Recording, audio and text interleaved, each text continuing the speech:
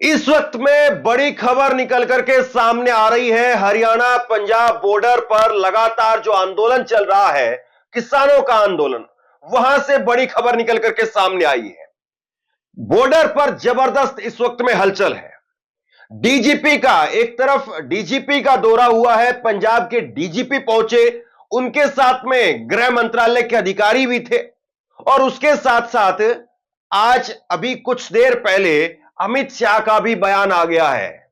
इसी किसान आंदोलन को लेकर के, बॉर्डर पर चल रहे प्रोटेस्ट को लेकर के अमित शाह का बयान भी सामने आ गया है और दूसरी तरफ किसानों की तरफ से दावा किया गया है कि बॉर्डर के आसपास में गोरखा रेजिमेंट तैनात की जा रही है। तो दो सवाल यहां पर सबसे बड़े हैं कि क्या जबरदस्ती सरकार इस आंदोलन को अब खत्म करवा देगी, कुचलवा देगी? पहला सवाल। दूसरा सवाल यह कि क्या जगजीत सिंह डल्लेवाल को अब यहां से जबरदस्ती उठाया जाएगा? उनका अनशन पिछले 20 दिनों से जारी है। क्या उनको जबरदस्ती यहां से उठा करके उनकी सेहत का हवाला दे करके अब उनको अस्पताल में भर्ती कराया जाएगा और उसके बाद में यह आंदोलन अपने आप में तितर बितर कर दिया जाएगा? लगातार बॉर्डर पर किसान नेता भी पहुंच रहे हैं। एक दिन पहले राकेश टिकैत पहुंचे थे, आज उसी बॉर्डर पर गुरनाम सिंह चढ़ूनी वो भी पहुंचे। अमित शाह का बयान आना, डीजीपी का वहां पर पहुंचना अपने आप में बहुत बड़ी खबर है। सबसे पहले मैं एक ऐसा बयान आपको सुनाता हूं जिसको लेकर के वाकई जो है ये सोचना चाहिए कि बॉर्डर पर सरकार की तैयारी क्या है। किसान नेता की तरफ से यह दावा किया गया है और उन्होंने इस बात को लेकर के बयान दिया है, जिसके बाद में एक अलग तरीके की हलचल वहां पर दिखाई दे रही है। किसान नेता लखविंदर सिंह ओलख, उनकी तरफ से बयान आया है। खनौरी बॉर्डर के आसपास गोरखा रेजिमेंट लगाई गई है। कुछ दिनों से हलचल तेज हो रही है। एसपी डीसी सेहत जानने के बहाने आए हैं। हमें शक है कि वे यहां क्या स्थिति देखने के लिए आए हैं। प्रशासन किसान नेता जगजीत सिंह डल्लेवाल को उठाने की तैयारी कर रहा है, लेकिन ऐसा नहीं होने देंगे। 6 लेयर की सिक्योरिटी की गई है। जो अप्लाई की है, तो अगर दातेवाला बॉर्डर नरवाने की तरफ बात करें तो वहाँ सुबह वीआईपी गाड़ियाँ जो पुलिस प्रशासन की, जहाँ दूसरी और पुलिस की बसों की भी मूवमेंट हुई है। तो हमें खदशा है कि जैसे डल्लेवाल जी की आज उनको बाहर संदेश देने के लिए आए थे, उनका बीपी एकदम। अब एक तरफ जो है वो किसान नेताओं का यह दावा है कि वहां पर गोरखा रेजिमेंट को लगाया जा रहा है, दूसरी तरफ आप कुछ तस्वीरें देखिए। ये तस्वीरें देखिए जिसमें पंजाब पुलिस के डीजीपी वो पहुंच रहे हैं और उनके साथ में गृह मंत्रालय के अधिकारी वो भी हैं। तो मतलब गृह मंत्रालय और यहां पर पंजाब की सरकार कुल मिलाकर के एक फ्रंट पर आकर के यहां पर काम करते हुए दिखाई दे रहे हैं। ये जो है वो वहां से खबर रिपोर्ट निकल करके सामने आ रही है। अब इसके बाद में मैं आपको दिखाता हूं अमित शाह का बयान। अमित शाह क्या कह रहे हैं? अमित शाह आज तक के एक कार्यक्रम में थे, एजेंडा आज तक एक कार्यक्रम में थे। कुछ देर पहले उनका एक स्टेटमेंट आया।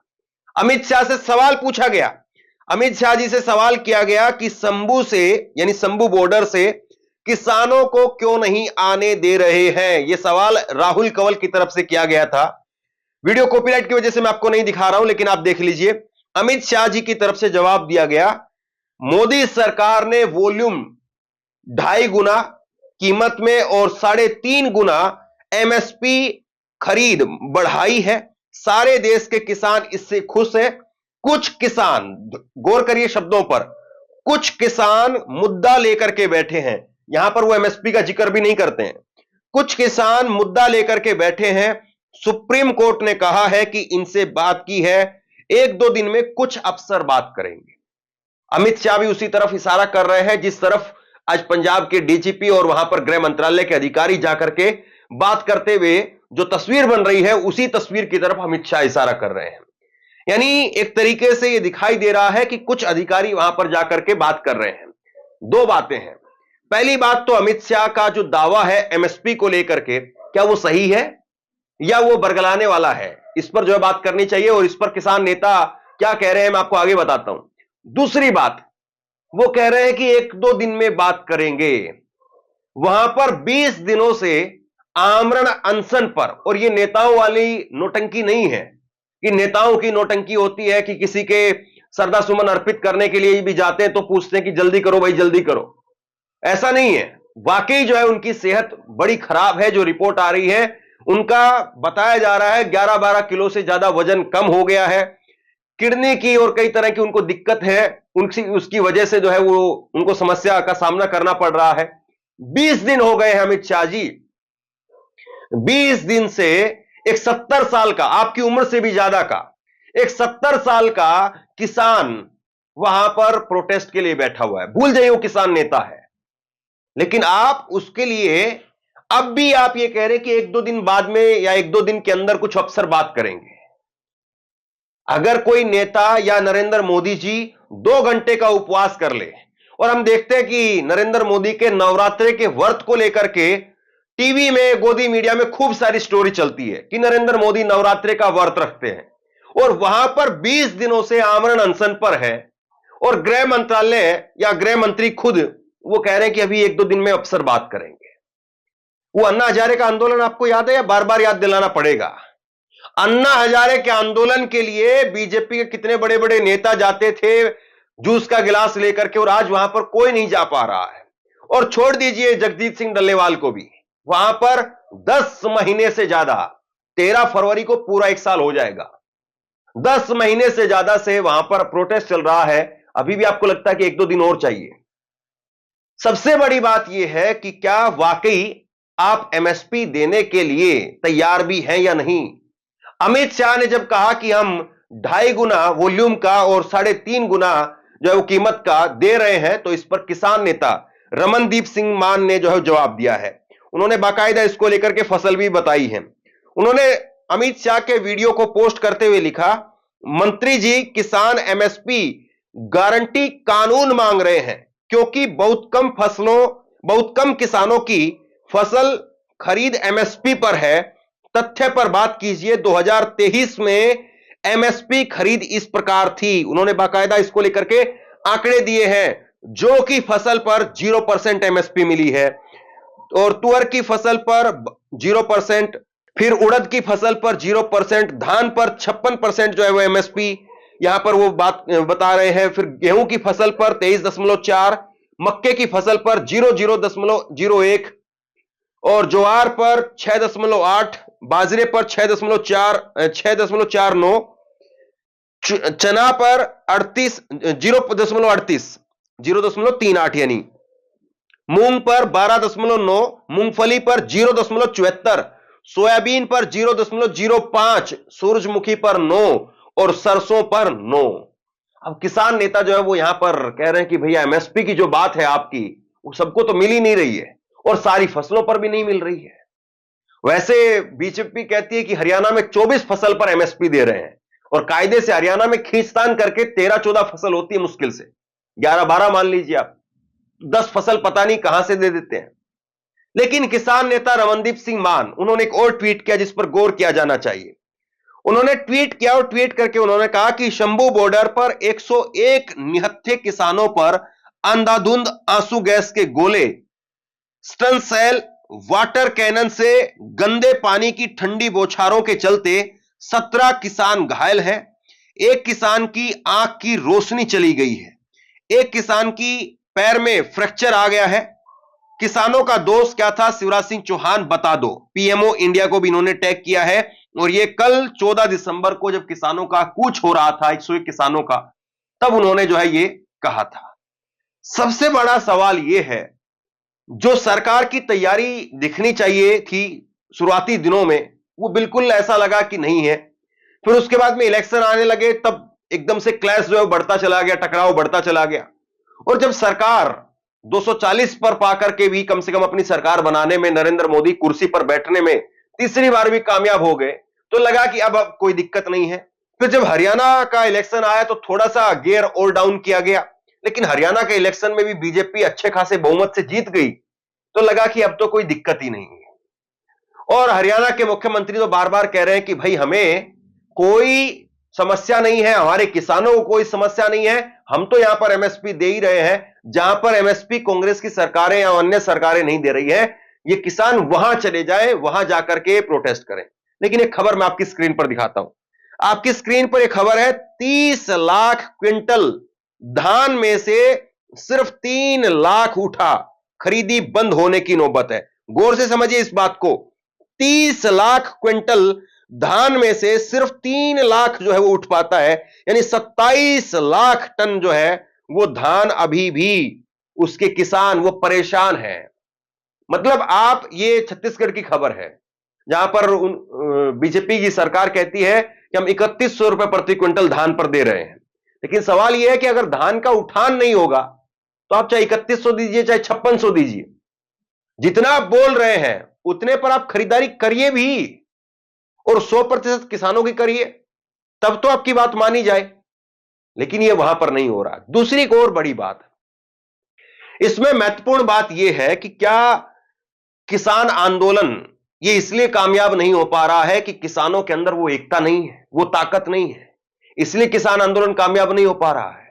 इस पर बात करेंगे। लेकिन इससे पहले किसान नेता तेजवीर सिंह वो कुछ बात बता रहे हैं। वो कह रहे हैं कि पटियाला जिले के अंदर जो है ये खनौरी शंभू बॉर्डर आता है, लेकिन वहां की बजाय दूसरे जिलों के अधिकारी क्यों तैनात किए जा रहे हैं या उनकी बातचीत क्यों हो रही है? एक तरफ गवर्नर बोलते हैं कि देश के गृह मंत्री बातचीत के लिए तैयार हैं, मगर क्या ऐसे बातचीत होगी? कोई लेटर नहीं, कोई ऑफिशियल अनाउंसमेंट नहीं है, सिर्फ एक बयानबाजी चल रही है। दूसरी तरफ अम्बाड़ा के डीसी संगरूर के डीसी को लेटर लिखते हैं कि हमें डल्लेवाल साहब की सेहत की चिंता है, जबकि खनौरी और शंभू बॉर्डर दोनों पटियाला डिस्ट्रिक्ट में पड़ते हैं और खनौरी से आगे जींद डिस्ट्रिक्ट पड़ता है। तो ये कहीं ना कहीं एक मिलीभगत और एक साजिश नजर आती है। लेकिन हमारा सबसे बड़ा जो काम है, हमें अनुशासन में रहना है। आंदोलन अनुशासन के साथ जीते जाते हैं, डिसिप्लिन के साथ जीते हैं। सरकार ये चाहती है कि पंजाब के अंदर मणिपुर जैसे हालात बनाकर, श्रीलंका जैसे हालात बनाकर, बांग्लादेश जैसे हालात बनाकर इसको किसानों से तोड़ा जाए। मैं खुद हरियाणा से आता हूं और पूरे देश से किसान यहाँ पर आ रहे हैं। पूरे देश में समर्थन जुटना शुरू हो चुका है और बड़ी एक एकता आपको दिखाई देगी, क्योंकि बड़ी मांगे हैं। लेकिन हमें आज सबसे जरूरी चीज है कि बड़ी संख्या में मोर्चों पर पहुंचकर अपना अनुशासन, अपना भाईचारा और अपनी एकता और अपने हकों की आवाज बुलंद करें, सरकार की साजिशों को नाकाम करें। बहुत बहुत धन्यवाद। अब सवाल यही है कि क्या किसानों के अंदर, किसान नेताओं के अंदर कोई आपस में फूट है जिसकी वजह से आंदोलन कामयाब नहीं हो पा रहा है? एक लेटर जरा आप देखिए, लेटर जारी किया गया है किसान मोर्चा की तरफ से, किसान मजदूर मोर्चा की तरफ से लेटर जारी किया गया है।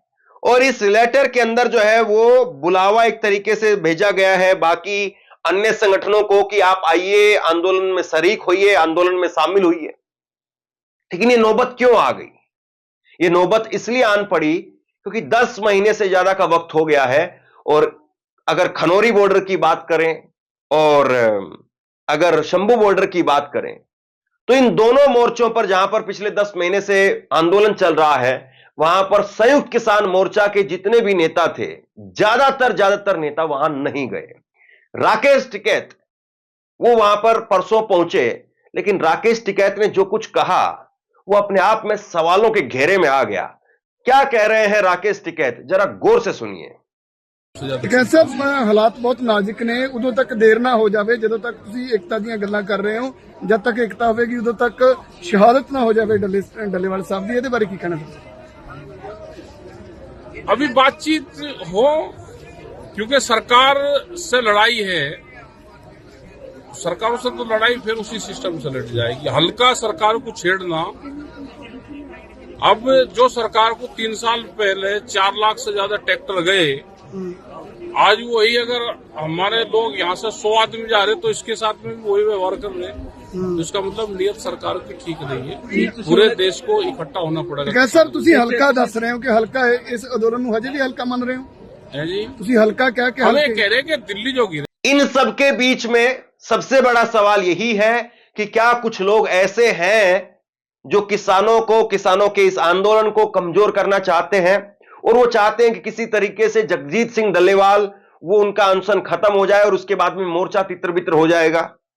देखना महत्वपूर्ण है कि अगले 2 से 3 दिनों के अंदर ये मोर्चा किस तरीके से चलता है। जगजीत सिंह डल्लेवाल वो लगातार कह रहे हैं, उनकी हालत ऐसी नहीं कि वो बोल पाए, लेकिन वो जो कुछ भी बोल पा रहे हैं वो यही कह रहे हैं कि मेरी जान से ज्यादा कीमती देश के लोगों की जान है जो लगातार अपनी जीवन लीला को समाप्त कर रहे हैं। कर्ज के चलते और दूसरी प्रॉब्लम के चलते, और उनका एक बड़ा समाधान है कि किसानों को एमएसपी दिया जाए। अब ऐसे में देखना यही है कि किसान नेता यहां पर झुकते हैं या सरकार झुकती है, या फिर इस बॉर्डर से जगजीत सिंह डल्लेवाल का यहां से उनको उठा करके अस्पताल में भर्ती करवा करके, अनशन तुड़वा करके इस बॉर्डर पर चल रहे प्रोटेस्ट को जबरदस्ती खत्म करवा दिया जाएगा। आप लोग भी नजर बना करके रखिए और लगातार मेरी भी वहां पर नजरें लगी हुई हैं। जैसे ही वहां से जो भी अपडेट निकल करके सामने आएगा तुरंत आप तक लेकर के आऊंगा। बहरहाल इस खबर को शेयर कीजिए, लोगों तक पहुंचाइए, और आप क्या सोचते हैं मुझे जरूर बताइए। इसी तरह की तमाम खबरों के लिए ऑनलाइन न्यूज इंडिया को सब्सक्राइब कीजिए। आपका बहुत बहुत धन्यवाद।